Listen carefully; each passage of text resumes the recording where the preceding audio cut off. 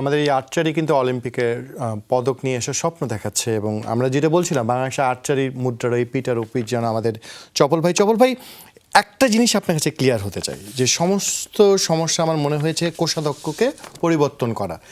এক লাইনে যদি বলেন আমাকে, তার এখনকার কোষাধ্যক্ষ কে আজকে আগের জনই আছেন, মানে অ্যাডহক কমিটি যাকে দিয়েছিল? জি জি। কেন একটা জিনিসকে পদ্ধতিগত ভুল হয়তো ছিল, যেটা হয়েছে মন্ত্রী মহোদয় বলেছেন চলো আপনি যেহেতু এখানকার এখন সিনিয়র মোস্ট পারসন, আপনি এটাকে মীমাংসা করে আপনি আজকে এটা মীমাংসা যে হয়েছে মন্ত্রী মহোদয়ের উপস্থিতিতে, এবং উনি একটা ভূমিকা নিয়েছেন সবার সাথে সমঝোতা করিয়ে দেওয়ার জন্য। আমি মন্ত্রী মহোদয়কে ধন্যবাদ জানিয়ে বলছি, উনি আমাকে দায়িত্ব দিয়েছিলেন যে আপনি একটু প্রেসকে বলে দেন যে বিটপাট হয়ে গেছে। সেই সুবাদেই আজকে বোধহয় আপনার টিভিতে ইন্টারভিউটা আবার আছে। তো এখানে যে কোষাধ্যক্ষ থেকে ব্যাপারটা হয়েছে যে এটা সত্যি কথা, ওনাকে আমরা যখন টিম পাঠাবো, এখন পূর্ণাঙ্গ টিম হলো হয় 16 জনের, সেই জায়গায় আমরা 12 জনকে শুধু ছেলেদের ডিসিপ্লিনে আমরা রিকার্ভে একজন বাড়িয়ে 4 জন করেছি। আসলে প্রতিটা ইভেন্টে 4 জন করে 16 জন হয়। এখন কথা হলো আপনারা আমাদের কাছে চাবেন কি স্বর্ণপদক পদক, তাহলে আমি যে ফুল টিম না খেলাই, আমরা তো বলতে পারছি না কোন ডিসিপ্লিনতে স্বর্ণটা চলে আসবে। আমরা যে থাইল্যান্ডের টিমটা পাঠিয়েছি জোরাজুরি করে কিন্তু পাঠিয়েছি, নাহলে আমাদের গোলটা আসতো না। আমি এগুলো নিয়ে বিতর্ক সৃষ্টি করতে চাচ্ছি না, যেহেতু মন্ত্রী মহোদয় আমাকে দায়িত্ব দিয়েছেন যে এইসব ব্যাপারে কোনো বিতর্ক যাতে না হয়। মানে শহীদুজ্জামানই টাকা যদি সোর্স না বলতে পারেন, একটা ট্রেজারার হলো সম্পূর্ণ দায়িত্ব, টাকার উৎসটা যদি উনি না বলতে পারেন, উনি ট্রেজারার কিভাবে থাকেন?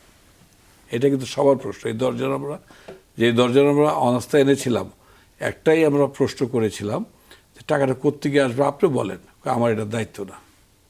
মানে ট্রেজারার টাকাটা এনে দিবে আপনাদেরকে? এনে দিবে না, কোন উৎসতে টাকা তো আছে।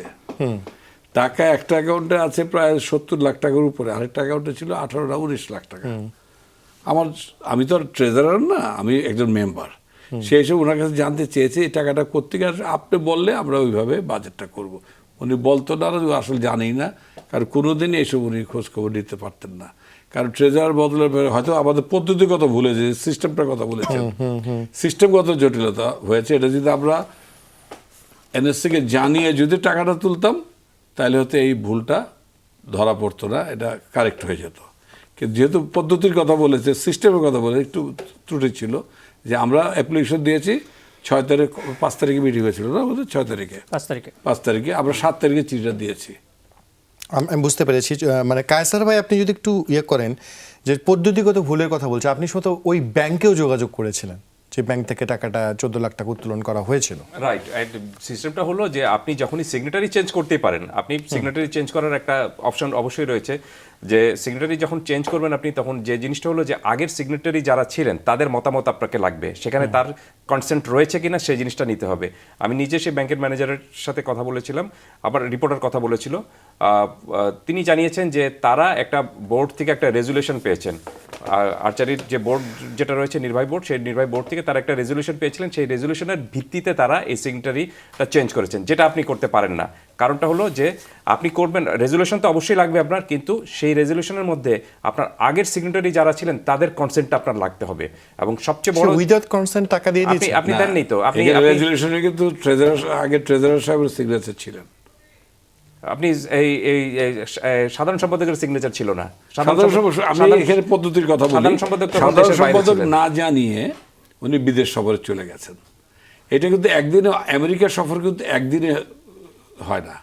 উনি একটা মিটিংয়ে যাচ্ছেন, ঠিক আছে, এটা আমরা সাধুবাদ জানাবো। উনি মিটিংয়ে গিয়েছেন, কেউ জানেন না, ওনার ঘনিষ্ঠজনেরও জানেন না। আমাকে শুধু বলছে আমি তো আমেরিকা যাচ্ছি, আমি তখন থাইল্যান্ডে